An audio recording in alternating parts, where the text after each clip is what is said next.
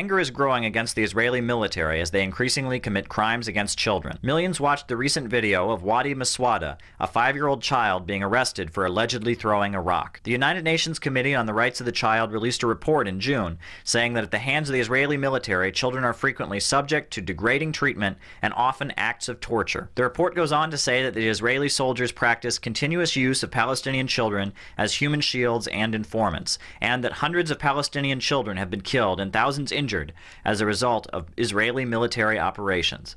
In addition to such crimes, the Israeli military has now begun putting up posters with the faces of children on them. Posters show the faces of Palestinian children alleged to have thrown stones or otherwise engaged in acts of protest or resistance. Along with the faces of the children, there are threatening messages such as "We will catch you" and "We are the army, be careful." Fatin Jarrara, a Palestinian activist residing in New York City, is not surprised by the posters.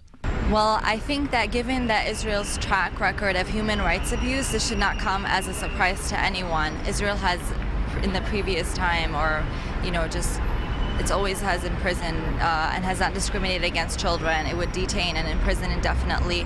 Currently, there's at least 350 children in prison in Israeli detention, and since 2000, there has been at least 2,000 children that has been imprisoned in Israel.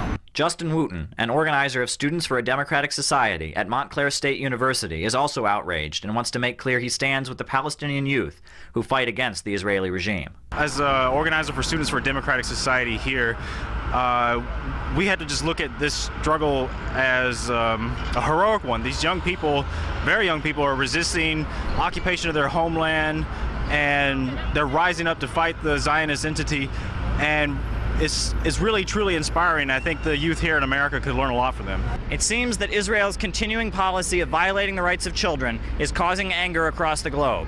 Caleb Maupin, Press TV, New York.